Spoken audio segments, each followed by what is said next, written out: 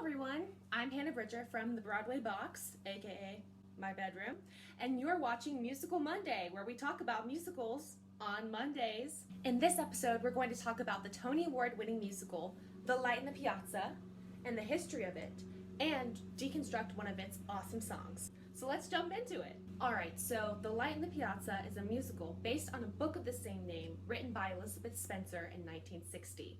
According to the Salem Press Biographical Encyclopedia by Rosemary Reisman, The Light in the Piazza was Elizabeth Spencer's most famous work, and she recently died in December of 2019 at age 98. Fun fact, The Light in the Piazza was made into a movie in 1962, which means that The Light in the Piazza can join the elite club of musicals, which are based on a movie and a book. Cool. Now, some of you might be wondering, what is The Light in the Piazza about? Well, the plot of The Light in the Piazza revolves around a love story, and the musical follows a mother and daughter from Winston-Salem, North Carolina, visiting Florence, Italy in 1953. And the daughter Clara falls in love with an Italian man named Fabrizio against her mother's wishes. Unbeknownst to Fabrizio's family at first, Clara is mentally handicapped because she fell off a pony when she was 12, and she is emotionally and mentally handicapped, and she can't develop past that age. Now, Fabrizio, in return, does fall in love with Clara, but it causes conflict between their two families. But I don't really want to spoil it, because you should really listen to it if you haven't. The book for this musical... Now, for clarification, when I say book here, I mean like the script for the show. It was written by Craig Lucas, with music and lyrics by contemporary musical theater royalty, Adam Guettel, who is the grandson of Richard Rodgers. Famously known from the writing duo Rodgers and Hart, and even more famously, Rodgers and Hammerstein. Very interestingly, Richard Rodgers' daughter, Mary Rodgers, suggested that Richard Rodgers adapt the Light in the Piazza novel into a full-fledged musical in the 1960s.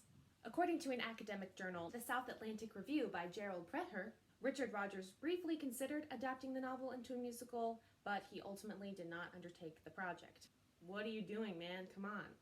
In this way, the story of The Light in the Piazza was in Adam Guettel's family line, literally. Now, Adam Guettel understandably claimed that he didn't want to write for musical theater because it was the family business. In the textbook, Broadway, the American Musical by Michael Cantor, Adam Guettel stated, oh no. Oh, okay. Let me just restart that. Adam Guettel conceded, I ended up realizing that writing for character and telling stories through music was something that I really loved to do and that allowed me to express love. Aw, so tender. He had a change of heart. The show was directed by Bartlett Sher and starred many musical theater greats, such as Victoria Clark as Margaret Johnson, Kelly O'Hara as Clara Johnson, and Matthew Morrison as Fabrizio.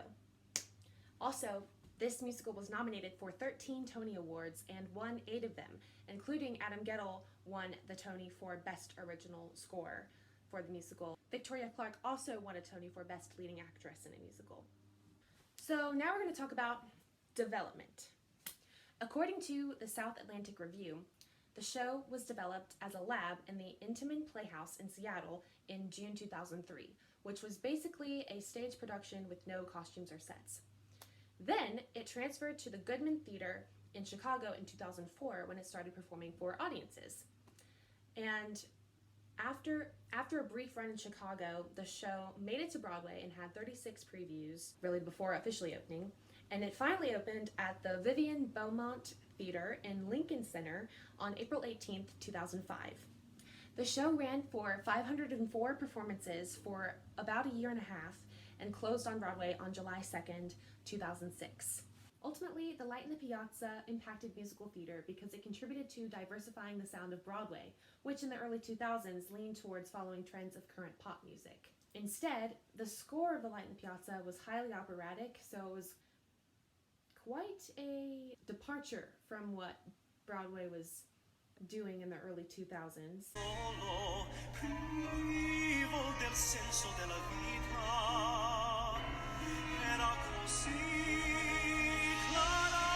Also, the sweeping melody lines and the beautiful orchestrations really set this musical apart from the other shows of this season. And in terms of society, The Light in the Piazza reflected the optimistic tone post the shock of 9/11 in the early 2000s. And with the economy in pretty good shape in 2005, people were going to the theater to be entertained and have a good time and see a feel-good story, which was reflected in most of the other shows which were on Broadway at that time, including shows like Little Women, Spamalot, All Shook Up, the 25th Annual Putnam County Spelling Bee, and Chitty Chitty Bang Bang, just to name a few. Compared to these shows, The Light in the Piazza has a more mature plot, which set a precedent for future musicals with complex characters like Clara, because Clara is a really complex character because she has a disability, but she's not aware of the extent to which her disability impacts her. And that's just a really deep thing to tackle in a Broadway show, delving into really deep characters like that. This podcast is sponsored by H2O. Now we're going to jump into one of the songs from The Light in the Piazza and analyze it a little bit. And we're going to talk about The Beauty Is, yes, which is sung by Clara when she and her mother are in a museum in Florence, Italy, looking at all of the artwork. And Clara is kind of off by herself looking at the art. So as listeners right now, we know that Clara is mentally handicapped. I'm not sure if the audience knows that yet because I've never actually seen the show, but since we know that, I'm just going to point out that in the very beginning, before the lyrics even start, you can hear bum, bum, bum, bum, dun, dun, dun, dun, which is a very almost unsettling pattern that kind of gives you the feeling that there's something a little bit off with Clara's mind and how she's ping-ponging all over the place. So let's go ahead and listen to some of that here. Yeah, you can really hear that. These are very popular in Italy. It's the land of naked marble boys. Something we don't see a lot in Winston-Salem. Okay, so I think Adam Gettel's choice of lyrics for It's the Land of Naked Marble Boys, using that vocabulary, I think really characterizes Clara as sort of a childlike character because, I don't know, naked marble boys is just not the kind of rhetoric that someone Clara's age should be using. That seems kind of elementary. But anyway, I don't understand what they're saying. I'm as different here as different can be. you can really tell how this song is showing how she's feeling really out of place in this moment, which contrasts with when she meets Fabrizio and starts like falling in love with him, and then she feels like everything in her world makes sense. The section is also just very whimsical with the background instruments. It's like, ooh, like very dreamlike. But the beauty is I still need people like me. Everyone's a mother, Tempo change back to what it was in the beginning. everyone's a father or a son. I think if I had a child, I would take such care of her.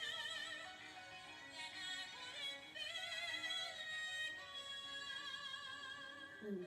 I think the contrast in tempo really shows, like going from the slow to the fast, really just shows how Clara sometimes has a hard time putting her thoughts together / articulating how she's feeling, because I don't even think she really fully knows.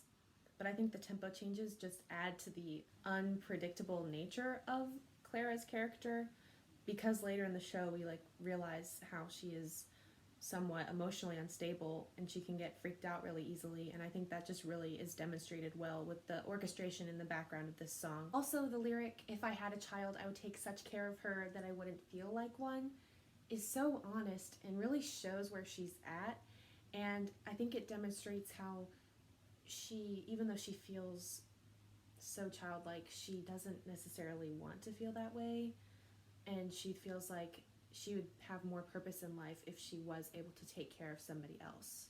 This is holding breath and keeping fingers crossed. This is counting blessings. This is wondering when I The piano and the strings here are really complementing what she's doing in a really beautiful way. Go Adam Gittel.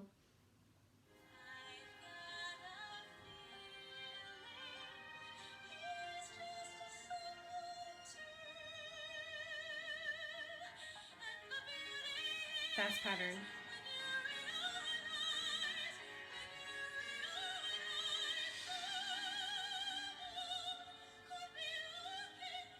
Slow.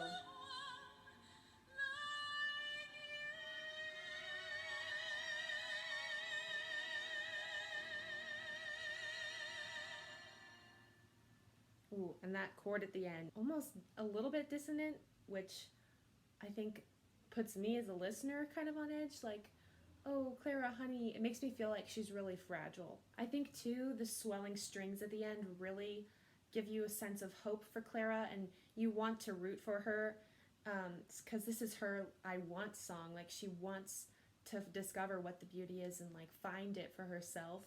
Well, again, I'm Hannah Bridger, and that's it from me on this Musical Monday. I hope that you had fun learning about The Light in the Piazza. I know I had fun listening to it, and if you've never listened to it before, I highly recommend doing that because you will not regret it. I hope you have a great day. Bye!